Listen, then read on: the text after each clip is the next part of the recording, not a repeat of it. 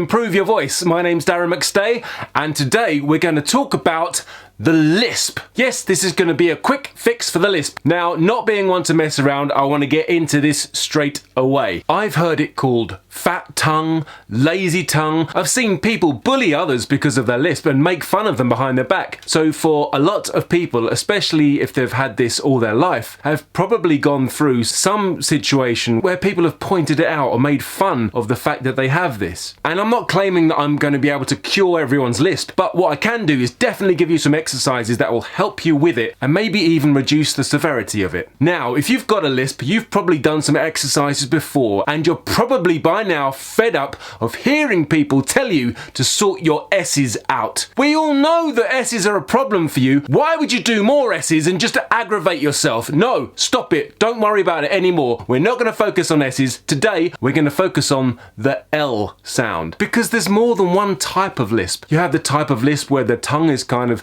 loose and sitting in the back of the mouth, which comes out like this, and it almost sounds like the Lisp comes out the side of your mouth. And then there's the Lisp which is more in the front of your tongue, which can sort of have a sound like this. Either way, by looking at L sounds, we can probably tighten up the muscles of the tongue and help reduce the Lisp somewhat. I hope this helps, guys. Basically what we're going to do is a few exercises, then some articulation exercises, and maybe by the end of this you'll see a difference. If not, if you keep practicing, you'll definitely see a difference after a few tries. Okay, firstly, if you're able to, I want you to take the tip of your tongue and put it behind the bottom front teeth, here, like this.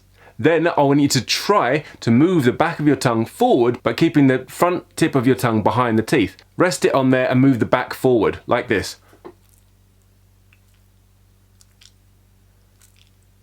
You see what's happening?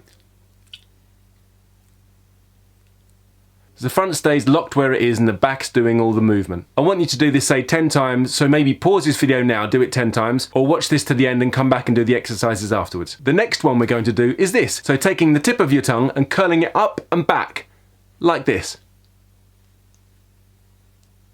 You can do that 10 to 20 times, or until you start feeling it getting a bit tight. We don't want to overdo these and do it until your tongue hurts, but we do it until we can notice it and then stop and maybe come back to them a few times a day. The next one we're going to do is sticking our tongue out and down, and then up, then across, then the other side. So up, down, Do that a few times, and then we'll do it in a circle like this. And the other way. Again, do that a few times until you feel something is happening. And now what we're going to do after doing those repetitions is say these words: leave the lazy lion alone. But we're going to hold our tongue in certain positions as we say it. So the first one will be like the first exercise, where the tip of our tongue is behind the teeth and the back of the tongue is forward in the mouth, like this. And now say, leave the lazy lion alone. Leave the lazy lion alone. Leave the lazy lion alone. I actually feel that already after 3 times, so do it maybe 5 for now, or 10, or whatever you're comfortable with. And then we'll move on to the next one, where we curl the tongue back and say it again. Leave the lazy lion alone. Leave the lazy lion alone. Leave the lazy lion alone.